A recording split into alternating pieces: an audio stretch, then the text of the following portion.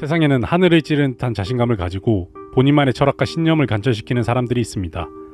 우리는 이런 사람들을 이고이스트라고 합니다. 이런 삶의 방식이 때로는 큰 성공과 명예를 안겨주기도 하지만 때로는 많은 이들의 삶을 불행하게 만들기도 합니다.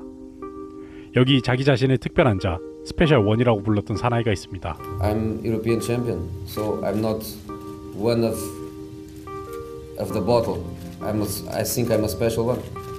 포르투갈 출신의 축구 감독 조세 무리뉴입니다. 무명의 축구 선수였던 그가 세계 최고의 감독에 오를 수 있던 비결에 대해서 오늘 알아보고자 합니다. 함께 보시죠. 무리뉴는 축구 선수로서 이른 나이인 24살에 선수 생활을 그만두었습니다. 선수로서 재능이 없다는 걸 깨달은 그는 세계 최고의 축구 감독을 꿈꾸게 됩니다. 포르투갈에만 머물기를 원하지 않던 무리뉴는 틈틈이 외국어를 배우고 대학에서 스포츠 과학 및 심리학을 전공하기도 했습니다. 영국에서 코칭 과정을 이수하기도 했지만 무명의 선수 출신인 그에게 쉽사리 감독의 기회는 오지 않았습니다. 체육교사로 5년간 일을 하고 하부리그 팀의 스카우트를 하는 등 여전히 축구계 주변을 맴돌 뿐이었습니다. 그러던 1992년 무리뉴에게 운명적 만남이 다가옵니다. 영국 축구사 최고의 명장 중 하나로 손꼽히는 바비 롭슨이 포르투갈 스포르팅 CP의 감독으로 임명됩니다. 영어에 능통했던 무리뉴는 바비 롭슨의 통역관으로 고용되었습니다. 바비 롭슨은 이내 무리뉴의 전술적 해안과 인물의 비범함을 깨닫고 통역관 이상의 역할을 무리뉴에게 맡기기 시작합니다. 전술에 대한 논의를 무리뉴와 자주 했고 때로는 선수 관리나 훈련 세션을 무리뉴에게 맡기기도 했습니다. 롭슨은 같은 포르투갈 팀인 FC 포르투로 이적을 했고 무리뉴도 그와 함께 동행하게 됩니다. 통역관이 아닌 수석 코치로서 말입니다.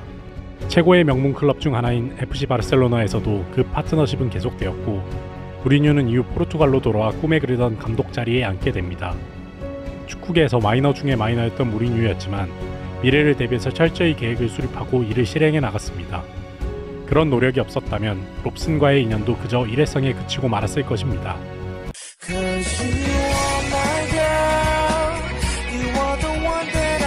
스스로 본인의 능력을 발전시키고 본인 앞에 놓인 운명적 기회를 움켜쥔 점이 무리뉴의 첫 번째 성공 비결입니다.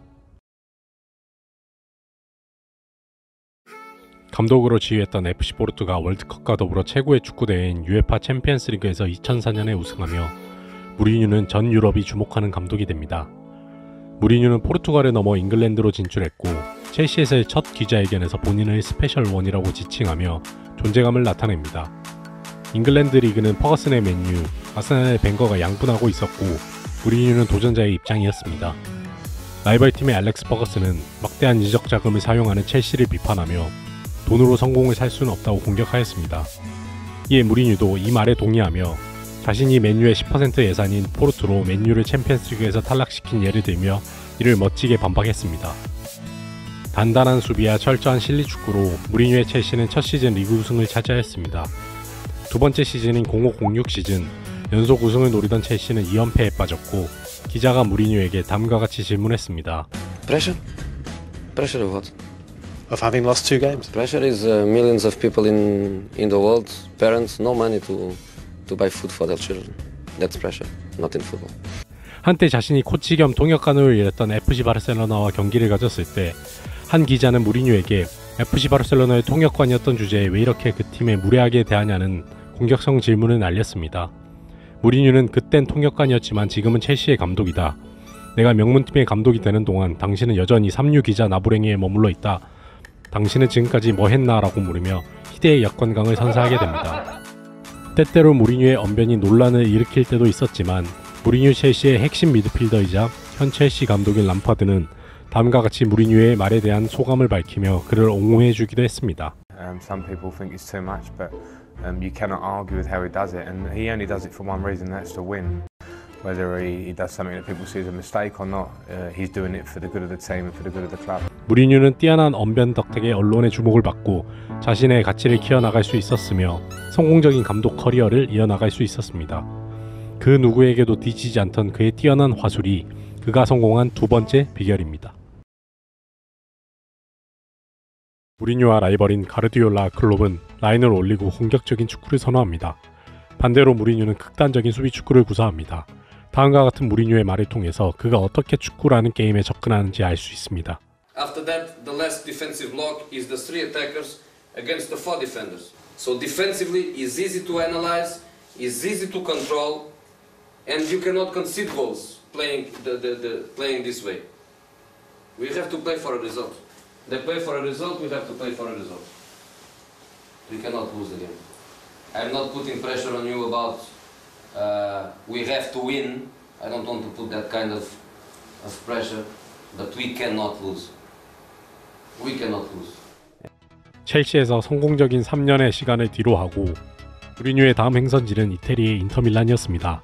이곳에는 무리뉴와 비슷한 성향의 사람 질라탄 이브라이모비치가 있었습니다. 개성이 강하고 화려한 이 선수와 함께한 무리뉴는 리그 우승을 해냈습니다. 하지만 챔피언스리그에서는 라이벌 퍼거슨이 이끄는 맨유에게 16강에서 탈락하고 말았습니다. 질라탄은 유럽을 정복하고 싶었고 전 시즌 우승팀인 FC 바르셀로나로 이적하게 됩니다. 팀을 떠나는 질라탄에게 무리뉴는 챔피언스리그에서 우승하러 가는 거냐고 물었습니다. 이에 질라탄이 동의하자 무리뉴는 기억해둬라, 우리 팀이 반드시 우승할 거야 라는 말을 남깁니다. 2009-2010 시즌이 시작되고 질라탄의 빈자리는 아르헨티나 공격수 밀리토와 바르셀로나에서 질라탄과 마트리드 된 에투로 채워지게 됩니다. 밀리토는 질라탄보다 덜 화려하지만 더 순수 공격수에 가까운 선수였고 빠른 발을 가진 에투를 무리뉴는 측면에 배치하여 팀의 전체적인 수비력 강화에 중점을 뒀습니다. 질라탄과 무리뉴는 운명적으로 챔피언스리그 4강에서 만나게 됩니다. 바르셀로나에는 무리뉴가 코치로 있을 시절 선수로 인연을 맺었던 펩 과르디올라가 있었습니다. 훗날 질긴 악연을 가진 펩과의 일생일대의 결전을 무리뉴는 앞두고 있었습니다. 4강 1차전 홈에서 인테르는 바르샤를 3대1로 이기며 승기를 잡았습니다. 바르셀로나에서 2차전 경기 초반 인테르는 못다의 퇴장으로 수적 열세에 몰렸고 이윽고 바르셀로나 피케의 선제골이 터지면서 인테르는 절체절명의 위기에 빠졌습니다. 한 골만 더 실점하면 결승의 티켓은 바르셀로나에게로 넘어가는 상황이었습니다. 펩과 질라탄은 기뻐했고 이때 무리뉴는 다가가서 이미 끝났다고 생각하겠지? 끝나려면 멀었어 라고 일갈하며 전의를 불태웁니다. 남은 10명의 선수들이 투혼을 발휘하며 더 이상의 실점을 막아내고 마침내 무리뉴는 다시 한번 챔피언스리그 결승 무대를 밟습니다. 결승전의 상대는 독일의 바이에른 뮌헨이었고 이곳의 감독은 루이스 바날이었습니다.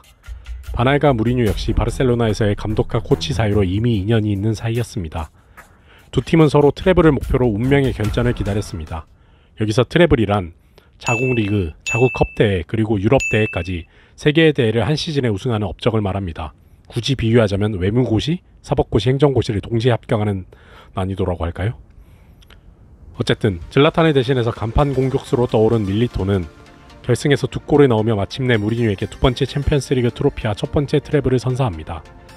무리뉴는 이후 세계 최고의 감독으로 우뚝 섰고 우승했던 경기장 산티아고 베르나베우의 주인인 꿈의 구단 레알 마드리드로 향합니다. 철저한 실용주의와 개인의 재능보다는 팀의 조화로움을 강조했던 점이 무리뉴의 세 번째 성공 비결입니다. 이후 무리뉴는 레알 마드리드에서 리그 우승은 해냈지만 레알 마드리드의 수건이 10번째 챔피언스리그 우승에는 실패하였고 팀의 핵심 선수인 카시아스와 불화를 겪었습니다. 2013년 무리뉴는 다시 첼시로 돌아왔고 팬들의 열렬한 환영을 받았습니다.